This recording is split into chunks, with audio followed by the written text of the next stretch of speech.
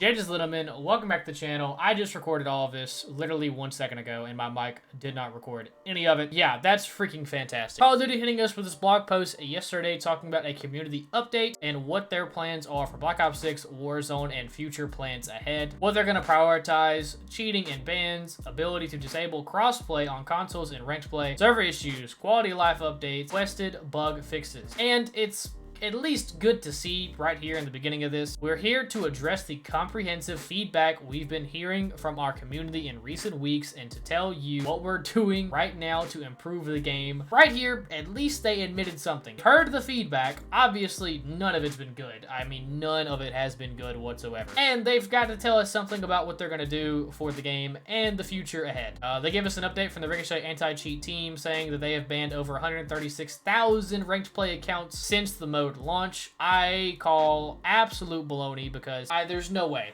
I'm sorry, but we still have all of these cheaters in the system. Players and ranked players, Warzone ranked players, Warzone pros, COD pros have just still been dealing with these issues in ranked play. I don't believe it. I just don't. With this though, they do go into detail talking about they're actually working on a new system in Season 3 though. By Season 3, it's gonna be kind of too late to integrate this new system to authenticate legit players and target cheaters. For Season 2 though, their new and improved client and server-side detections and systems, major kernel level driver update, improvements to driver security, reinforced encryption process, new tampering detection system. So pretty good stuff for Season 2 right there. They do also explain in this a little bit, talk about the IP-based banning, but they explain to where they can't do that because let's say someone on a college campus gets banned and they get IP banned. So the entire college campus can't play Call of Duty anymore in this general area. So if one player is cheating and there's like 1,000 kids on campus playing COD, that guy gets banned, the entire college campus is going to get banned from that IP being able to be used. And once again, they do at least talk about and they admit that it's happening and it's impacting the experience of the community. Fantastic. We love to see them at least admitting what's going on and that they can at least see the problem, because it feels like we've had like radio silence. It feels like Black Ops 6, Treyarch, Activision,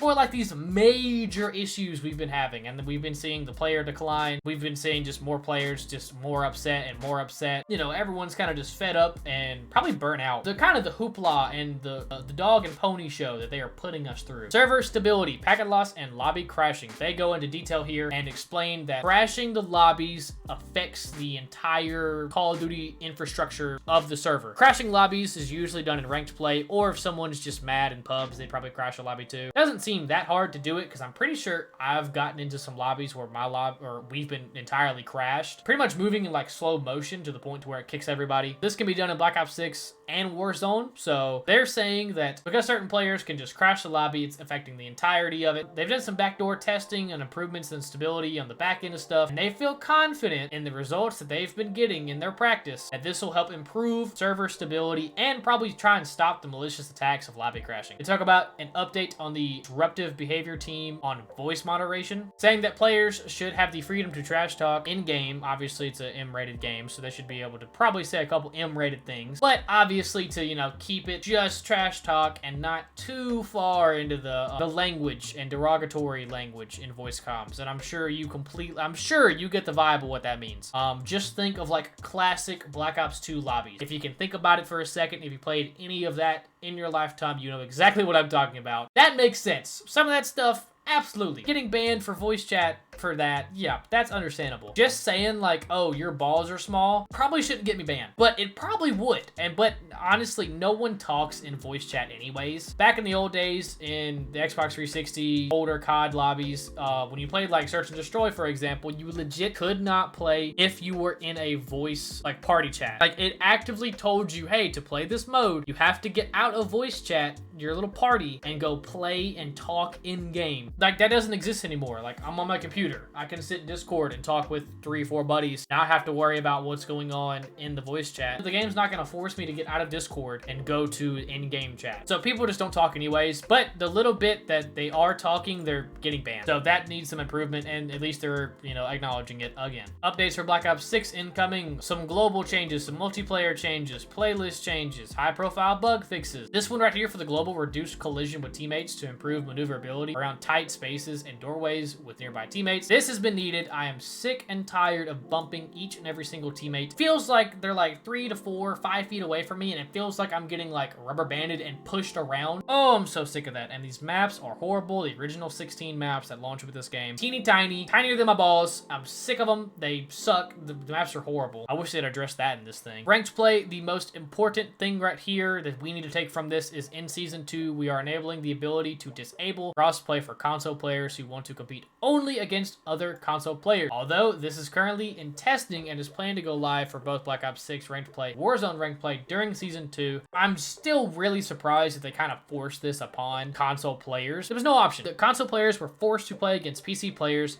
when I know most of them did not want to do that. Absolutely sucks for them. At least they're finally getting the option to turn that off. I'm interested though as to what this is going to do for ranked and the pool of it, because the whole point of it was so that the ecosystem, the player count for ranked would be a lot bigger. So there's more players to pull from. You have different baskets and stuff you can pull from, like the, the SBMM and their EOMM matchmaking process, which should only be in ranked. It should only be in ranked and not in pubs. They wanted that bigger pool to pull from to make games better, I guess, or just more players so like queue times would be faster and stuff like that. Instead, console players were getting shafted and forced to play cheaters when they never should have in the first place. Zombies, a couple changes to this. I'm not a big fan of it. They're getting a new map though. It's called The Tomb. Gonna be for Season 2 at the start of it. Shout out to Zombies developers at Treyarch, at Call of Duty in general. All of you deserve a raise because you guys have been killing it over there, and Zombies players have been eating fantastically this entire year. So shout out to y'all. Warzone updates, I could genuinely care less about Warzone, so I'm going to slowly just hover over all this stuff. It's not for me anymore. I could genuinely care less. I played a lot of Warzone 2.0 and I burnt myself out during that time. I played a ton of Rebirth Island back in 2019 when Warzone first came out. I had this little message at the very end of it.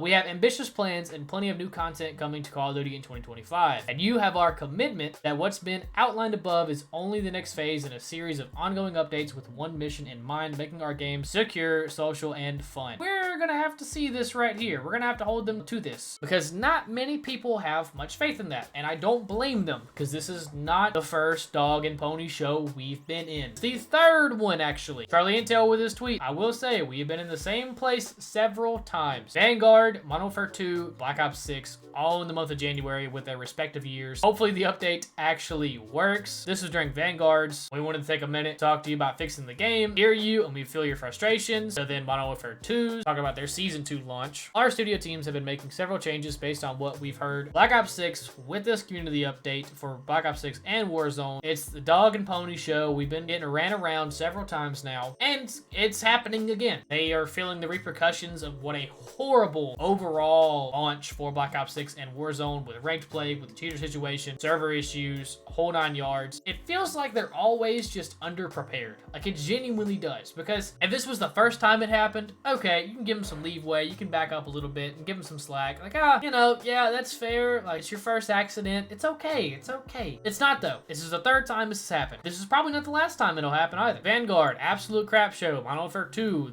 probably one of the worst dog and pony shows we ever had to deal with right here. This one was freaking horrible. And now Black Ops 6. In the comments, Tactical Brit says, new integration releases too hype. It's a dumpster fire. Promises to fix it. New game hype so everyone forgets that everything will be broken again. And this is the COD cycle right here. Black Ops 6, everybody was hyped for it. Oh, it did horrible. Promises to fix it, where we got today's video, the entire video of it, the whole community post, the community update, talking about we're gonna be working real hard to get it done right this time. And then the new game is gonna be talked about, and everyone's looking forward to the new game, so there's hype around that already. No one cares about the old game because the old game's not making them money. They gotta focus on the new stuff, which is gonna make them money. And it's a rinse, repeat cycle, an infinite loop. Player count goes down, money goes down. We knew it was coming. I like that. This is just embarrassing. Activision needs to move onto a 4-year game cycle. I honestly, I would not be like upset at like a 2-year cycle for a game, which was supposed to be Modern Warfare 2, the most recent. It was supposed to be out for 2 years. That was like the talks of what was going on. They saw how horrible everything went. They said, oh no, we gotta hit the panic button. Hit the panic button. Modern Warfare 3 came out the next year, making it the same old 1-year game cycle. And then Modern Warfare 3 was to literally just fix everything that was wrong with Modern Warfare 2. These are almost lining up to the same day each time is wild. Really? Hold on. January 13th. January 18th came out yesterday. So